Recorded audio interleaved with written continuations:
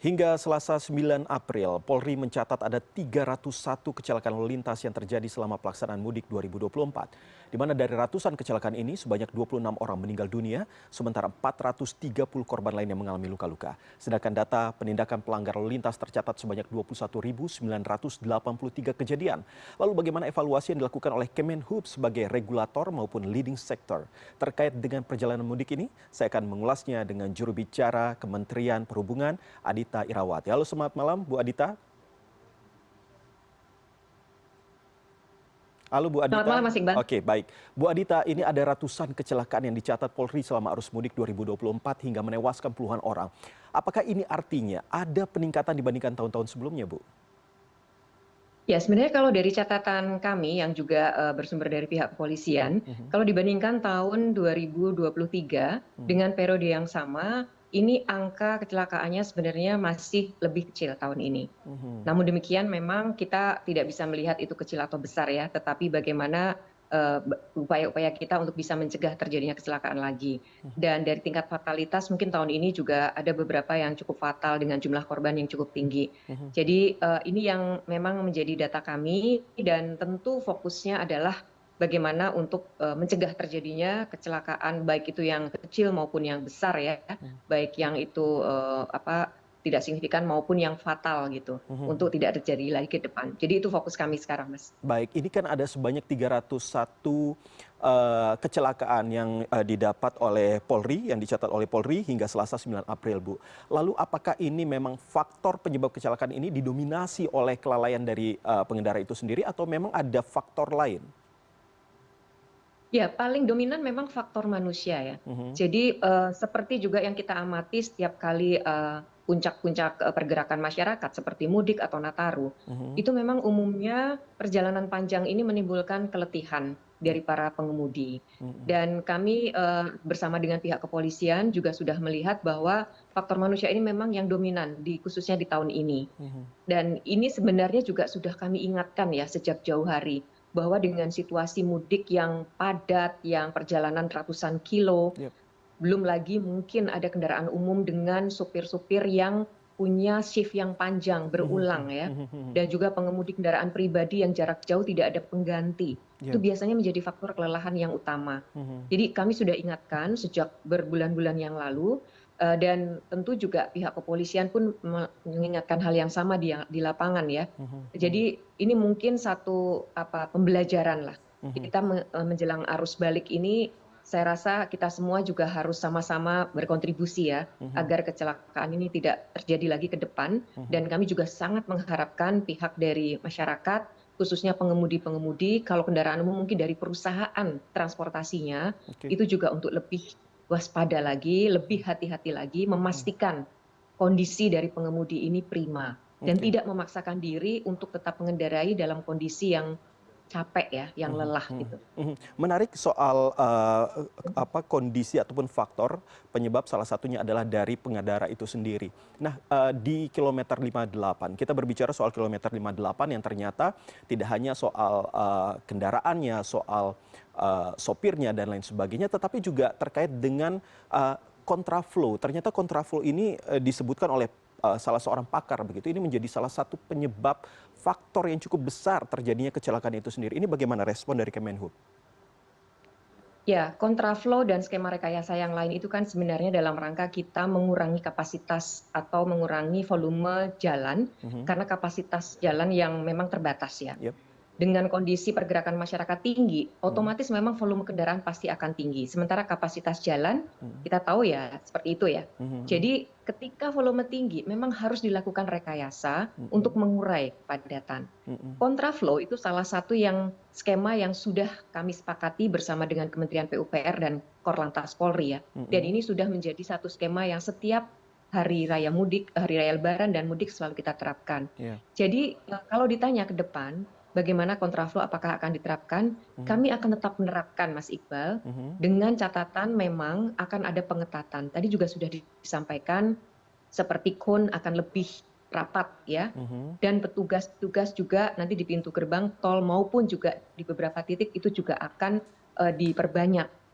Kemudian signage dari pihak operator jalan tol juga akan ditambah untuk memperingatkan Oke. para pengguna kontraflow ini untuk lebih hati-hati. Mhm. Kami juga mendapatkan informasi bahwa kecepatan untuk pengendara yang akan melalui kontraflow ini juga harus kecepatan yang sesuai dengan kondisi di jalan tol yang normal. Mhm. Karena ada kecenderungan ketika di kontraflow yang sepi ya Mas, itu langsung tancap gas Mhm dengan mhm. kecepatan yang di atas yang diizinkan. Mhm Nah, mhm. ini juga artinya ada dua ya. Yang pertama dari pihak pemerintah mengetatkan Mhm. dan mencari cara untuk bisa membuat kontraflow ini lebih safe.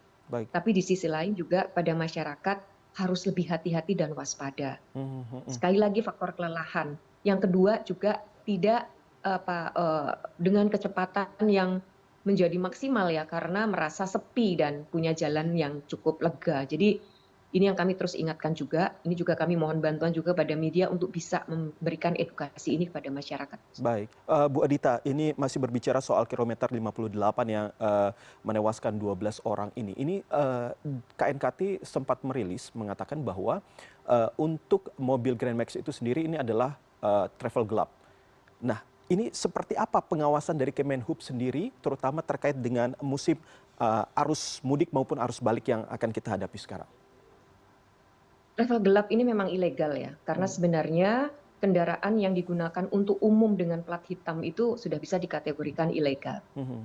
Beberapa waktu yang lalu kami juga bersama kepolisian dan tentu leadingnya adalah kepolisian Mhm. melakukan juga semacam razia kepada travel-travel gelap ini. Mhm. Dan tahun ini sebenarnya juga sudah dilakukan ya Mas ya, Mhm. tetapi tentu kita tidak bisa kemudian membatasi semua. Ada saja yang kemudian bisa berjalan. Nah Mhm. ini juga satu lagi menjadi pembelajaran. Mhm. Tentu ketika ini statusnya adalah travel gelap, ini adalah ilegal.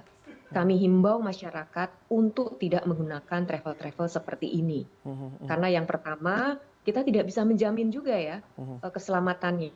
Kita tidak tahu juga itu sebenarnya pengendara itu adalah pengendara yang memang layak atau tidak. Mhm. Karena sekali lagi ini ilegal ya. Mhm. Mhm. Dan juga selanjutnya juga apalagi kalau travel ilegal itu biasanya kapasitasnya jadi over. Oke. Yang harusnya dengan merek Grand Max ini kan maksimal 9 ya Mas, kemudian Mhm. harus dimuati 12 orang. Itu Mhm. saja sebenarnya sudah melanggar ketentuan gitu. Oke. Jadi ya sekali lagi benar-benar kami mohon kerjasama dari seluruh anggota masyarakat. Ayo kita sama-sama ya mencegah terjadinya hal seperti ini. Mhm. Pemerintah berusaha meningkatkan tadi Mhm. pengawasan, safety aspek, tapi juga masyarakat mohon juga sama-sama jangan lagi menggunakan travel semacam ini. Dan Baik. perhatikan juga kapasitas. Kalau memang dirasa terlalu penuh, sampaikan kepada pengemudi ya atau Mhm. kepada pemilik kendaraan. Mhm. Tapi Mhm. dengan catatan tentu yang legal ya. Mhm. Kalau ilegal jelas itu sebenarnya sudah tidak boleh. Baik, Bu Adita, terakhir Bu Adita, terkait dengan prediksi dari puncak arus balik ini, kapan dan saran bagi Anda yang akan melakukan arus balik begitu ke Jakarta ataupun ke rumah asalnya ini bagaimana, Bu? Ya, yang pertama puncak arus balik kami prediksi memang akan jatuh pada hari Jumat dan Sabtu, Mhm. ya. Dan juga untuk beberapa moda transportasi umum yang lain seperti pesawat, kemudian kereta api itu juga mungkin Minggu akan menjadi puncak. Mhm. Kalau untuk kendaraan pribadi kami prediksi Jumat dan Sabtu. Mhm. Seperti minggu lalu juga itu ada di akhir minggu ya, ada Mhm. di Mhm. weekend gitu. Mhm. Tentu kita harus antisipasi, Ya. kepadatan akan terjadi. Skema rekayasa lalu lintas akan tetap diterapkan, Mas. Baik Mhm. itu ganjil genap, Mhm. one way maupun kontraflow. Jadwalnya juga sudah kami sampaikan. Namun demikian, masyarakat juga perlu pahami bahwa skema itu bisa situasional. Jika Oke. memang dirasa masih kondusif, bisa saja skemanya tidak diterapkan. Mhm. Sebaliknya, jika kondisi ternyata sudah sangat padat, sementara jadwalnya sebenarnya tidak diterapkan, bisa saja polisi memutuskan untuk menerapkan. Oleh Mhm. karenanya, yang pertama, kami mohon kepada masyarakat ikuti terus informasinya Mhm. supaya bisa bersiap. Ketika di jalan, mengetahui juga di depan berapa kilo lagi di depan akan terjadi rekayasa apa. Mhm. Yang kedua tentu masalah kelelahan. Mhm. Siapkan diri, karena kalau kita arus mudik itu justru biasanya lebih capek, Mas. Arus Mhm. balik maksud saya ya. Ya. Karena kalau arus mudik kan masih ada kegembiraannya ya, karena Mhm. akan Mhm. pulang kampung, Ya. bertemu keluarga. Ini akan kembali kota asal, sudah capek, Mhm. itu tentu akan bertambah tuh Mhm. faktor kelelahannya ya. Mhm. Jadi harap banyak istirahat dan ada pengemudi pengganti. Buat operator bis, kami juga tegaskan, harus lebih ketat dan tegas lagi, memastikan awak bisnya untuk dalam kondisi yang prima, tidak diberi beban long shift, supaya tetap segar ketika membawa penumpang. Baik. Demikian Mas, mungkin himbauan kami. Baik, Bu Adita, terima kasih atas catatan-catatannya dan juga masukannya. Semoga apa yang tadi sudah Ibu jelaskan bisa kita terima, bisa masyarakat terima, sehingga bisa pulang ke rumahnya masing-masing dengan kondisi selamat. Terima kasih Ibu Adita Irawati, sekali lagi juru bicara Kementerian Perhubungan. Selamat malam. Selamat malam, terima